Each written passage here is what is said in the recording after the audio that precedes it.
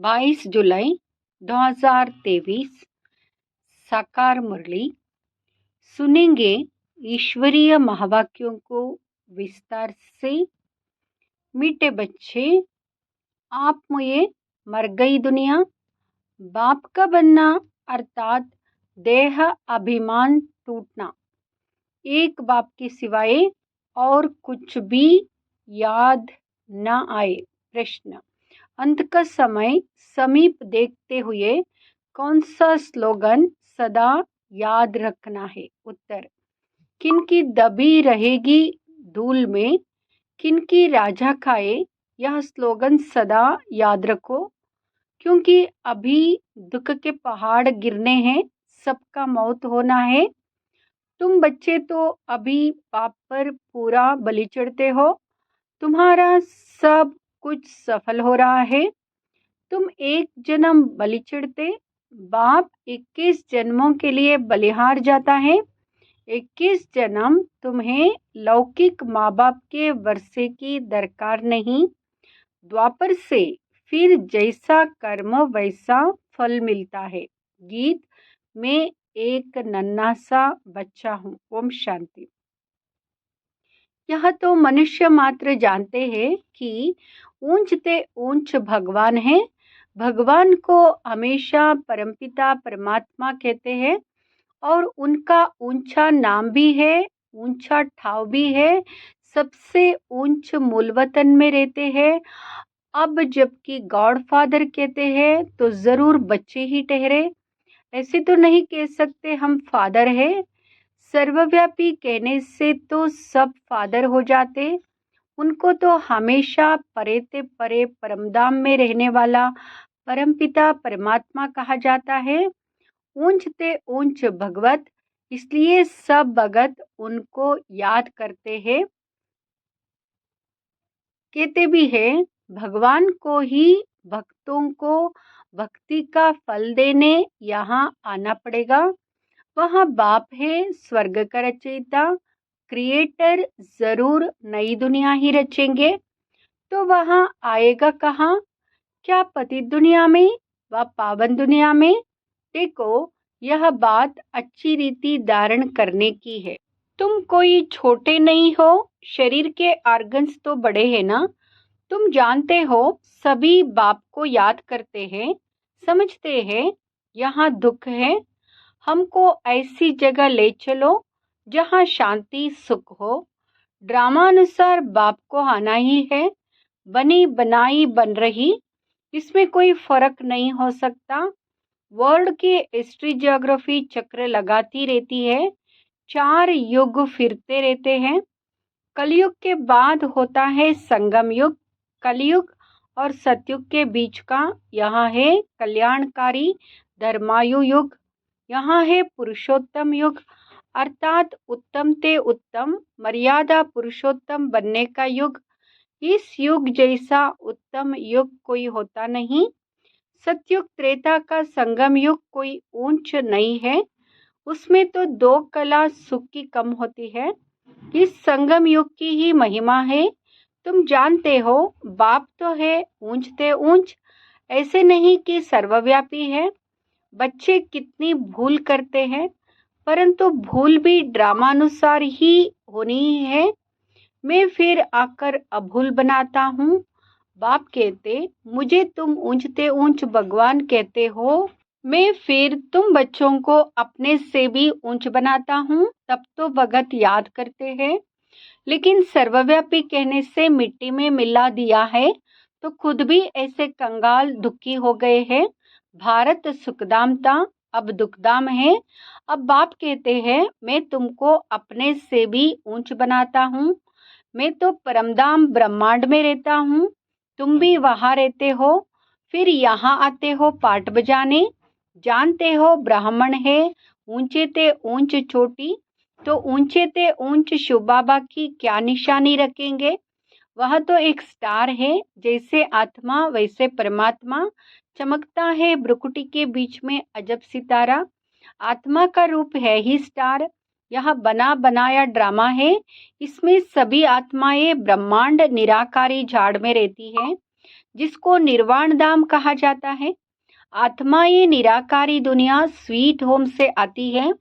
अभी तो दुखधाम है, कितने पार्टीशन हैं। सतयुग में कोई पार्टीशन नहीं था, भारत ही ऊंच खंड था। बाबा को सत्य कहा जाता है।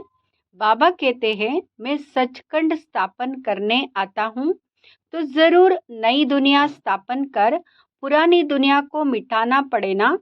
अभी दुख के तो पहाड़ गिरने वाले हैं, किनकी दबी रहेगी धूल में, वह भी समझते हैं कि हम जो बॉम्ब्स बनाए आपस में आंख दिखाते हैं, तो आखिर खत्म तो जरूर होना है, परंतु पता नहीं कौन प्रेरक है जो ऐसी चीज बनवा रहे हैं। गीता में भी है कि पेट से मुसल निकले। यहाँ है सारी बुद्धि की बातें। बॉम्ब्स निकालते हैं अपने नेशन का विनाश करने। यादव कौरव पांडव 3 सेनाएं हैं ना। यादव कौरव लड़कर खत्म हुए, बाकी कौरव पांडवों की कोई लड़ाई नहीं होती। तुम्हारी कोई से युद्ध नहीं। तुम हो योग बल वाले राज ऋषि, सन्यासी है हठयोग ऋषि।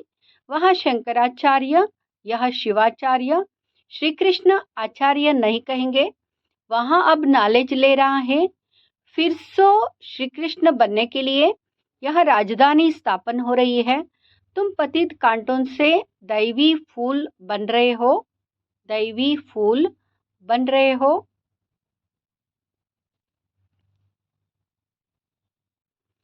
गीत में भी सुना, आओ अजामिल जैसे पापियों का उद्धार करो। गाया भी जाता है पतित पावन वही सदगुरु है, जो तुमको नर से नारायण राजाओं का राजा बनाते हैं। यहाँ है एम ऑब्जेक्ट। यह पाठशाला है ना, इसमें हम नर से नारायण नारी से लक्ष्मी बनते हैं।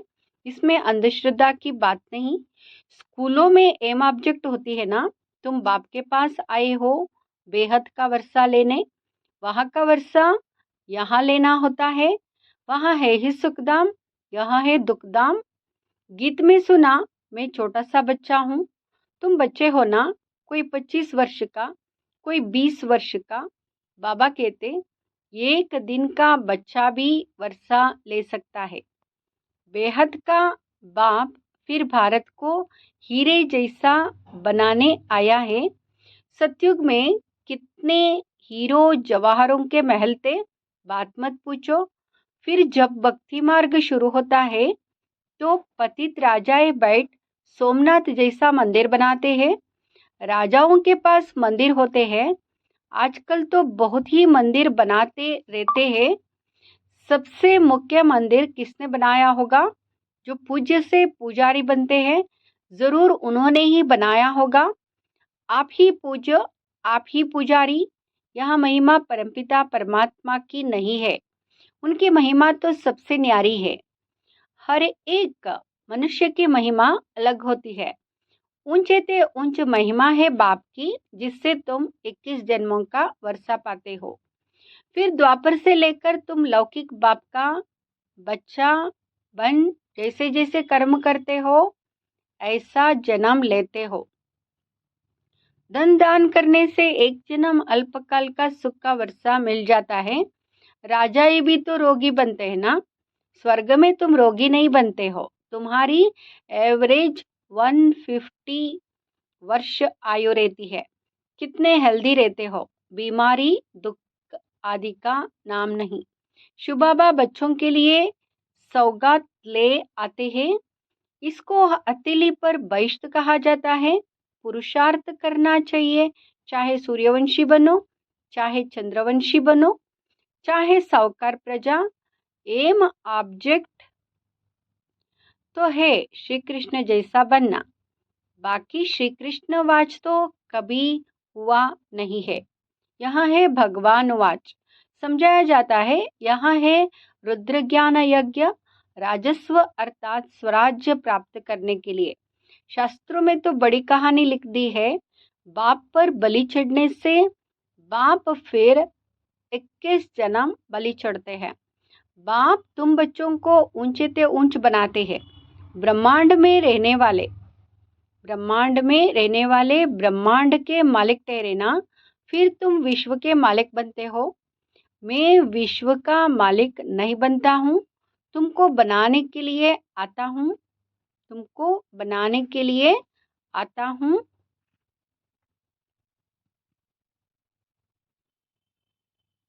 तुम कहते भी हो पतित पावन आओ, आकर पावन बनाओ। फिर सर्वव्यापी कैसे ठहरा? सदगति दाता पतित पावन तो एक ही बाप है। इस समय सभी तमो प्रधान बन गए हैं। सतो रजो तमो से सबको पास करना ही है। हर चीज पहले सतो प्रधान होती है, फिर तमो प्रधान बनती है। सतयुग में भी देवी देवताएं सतो प्रधान, फिर त्रेता में सतो राज्य क्षत्रिय, फिर रजो में वैश्य, तमो में शूद्र। वर्ण भी है ना, विराट रूप में देवता क्षत्रिय वैश्य शूद्र दिखाते हैं। बाप और ब्राह्मण गुम कर देते हैं। तुम ब्राह्मण देवताओं से भी ऊंच हो, क्योंकि तुम भारत की ऊंच सेवा करते हो। तुम श्रीमत पर श्रेष्ठते श्रेष्ठ ऊंचते ऊंच भगवान की मत मिलती है, जिससे तुम श्री लक्ष्मी नारायण बनते हो, श्री श्री शिव बाबा द्वारा। फिर माया का प्रवेश होता है तो तुम आसुरी बन पड़ते हो। कल्प कल्प बाबा ऐसे आकर समझाते हैं। बाबा ने ज्ञान का कलश तुम माताओं पर रखा है, मनुष्य से देवता बनाने। सन्यासी तो माताओं को नरक का द्वार समझते हैं, निंदा करते हैं, फिर आकर उन्हीं माताओं से भीख मांगते हैं, तो फिर कर्जा चढ़ जाता है। इसलिए पुनर्जन्म फिर भी गृहस्थियों पास ले, फिर सन्यास करते हैं। पुनर्जन्म नहीं लेते तो फिर इतने ढेर सन्यासी कहाँ से आते?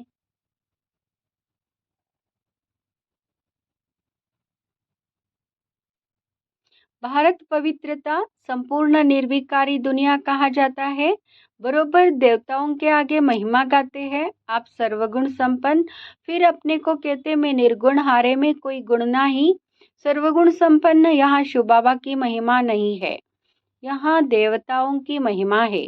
परंतु पूरा ज्ञान ना होने कारण राम सीता के आगे भी यहाँ महिमा कर देते। शिव जयंती मनाते हैं परंतु समझते कुछ भी नहीं है। तो बाप कहते तुम्हारा अब ज्ञान का तीसरा नेत्र खुलता है। देवताओं को तीसरा नेत्र होता नहीं। चित्रों में देवताओं को दिखाते हैं परंतु वास्तव में है तुम्हारा। परंतु तीसरा नेत्र खुला फिर बंद भी हो जाता है। आश्चर्यवत सुनंती पशंती, औरों को सुनावंती, फिर भी भागंती हो जाते हैं। बहुत अच्छे अच्छे बच्चे माया से हारते हैं। बाप युद्ध कराते हैं पांच विकारों पर जीत पहनाने लिए, बाकी और युद्ध तो है नहीं। तुम अभी हो ब्रह्मावंशी, फिर देवता बनेंगे। अभी शूद्र से ब्राह्मण वर्ण में आए हो। इस समय सृष्टि का चक्र पूरा बुद्धि में है, नाटक पूरा होता है। बाप ले चलने लिए आए हैं। माया ने सबको पतित बनाया है। अब बाप कहते योग अग्नि से तुम विक्रमाजीत बनो। इसमें मेहनत है और कुछ करना नहीं है, बाप को याद करना है। बाबा हम आपके थे, आपने हमको फिर सतयुग में भेजा। पुनर्जन्म सतयुग में लेते रहे, फिर त्रेता में आए तो पुनर्जन्म त्रेता में लिए। इसको भी बाप कहते तुम अपने जन्मों को नहीं जानते हो। हम बताते हैं मनुष्य 84 जन्म कैसे लेते हैं। 84 लाख की तो बात ही नहीं हो सकती। कल्प की आयु ही 5000 वर्ष है। इन शास्त्रों ने तुम्हें घोर नींद में सुला दिया था, अब बाप ने तुमको जगाया है। तुम जाग कर बाप से वर्षा ले रहे हो। तुम छोटे बच्चे हो, कोई 3 मास का, कोई 4 मास का। तुम ईश्वर के बनते हो तो फिर आप मुझे मर गई दुनिया। बाबा का बनते हो तो देह अभिमान टूट जाता है। बाप कहते शरीर में रहते हुए, गृहस्थ व्यवहार में रहते हुए कमल फूल समान रहना है। सतयुग में तुम पवित्र संबंध में थे, अब अपवित्र गृहस्थ धर्म वाले बने हो। तुम देवी देवता धर्म वाले ही 84 जन्म लेते हो। भक्ति भी तुम शुरू करते हो, पूज्य से पुजारी तुम बनते हो।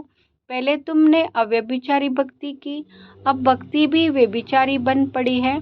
फिर तुमको बाप से वर्षा मिलता है। बाप को आना भी संगम युग पर होता है। युगे युगे कहने से करके 4 युग कहो ना। फिर 24 अवतार कछमच अवतार कैसे हो सकेंगे? गॉड इज वन, रचयिता भी एक है तो उनकी रचना भी एक है। अच्छा, मीठे मीठे सिक्किलदे बच्चों प्रति माता पिता बाप दादा का याद प्यार और गुड मॉर्निंग। रूहानी बाप की रूहानी बच्चों को नमस्ते। हम रूहानी बच्चों की रूहानी माता पिता बाप दादा को याद प्यार गुड मॉर्निंग और नमस्ते। शुक्रिया बाबा, शुक्रिया।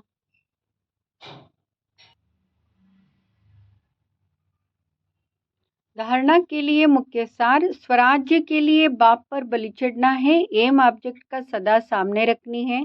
पुरुषार्थ कर सूर्यवंशी बनना है। दूसरा, बाप से जो ज्ञान का तीसरा नेत्र मिला है वह सदा खुला रहे, माया की प्रवेशता ना हो जाए, इसका पूरा ध्यान रखना है। योग अग्नि से विक्रमाजीत बनना है। योग अग्नि से विक्रमाजीत बनना है। वरदान, सर्व संबंधों से बाप को अपना बनाकर एक रस रहने वाले नष्ट मोह स्मृति स्वरूप भाव। सर्व संबंधों से बाप को अपना बनाकर एक रस रहने वाले नष्ट मोह स्मृति स्वरूप भाव। नष्टो मोह स्मृति स्वरूप बनने के लिए सर्व संबंधों से बाप को अपना बनाओ। किसी भी दैहिक संबंध में बुद्धि का लगाव ना हो। अगर कहीं भी लगाव होगा तो बुद्धि भटकेगी। बैठेंगे बाप को याद करने और याद वही आएगा जिसमें मोह होगा। किसका मोह पैसे में होता है, किसका जबर में, किसका किसी संबंध में। जहाँ भी होगा वहाँ बुद्धि जाएगी। अगर बार बार बुद्धि जाती है तो एक रस नहीं रह सकते। स्लोगन, प्रकृति को दासी बना दो तो उदासी दूर भाग जाएगी। प्रकृति को दासी बना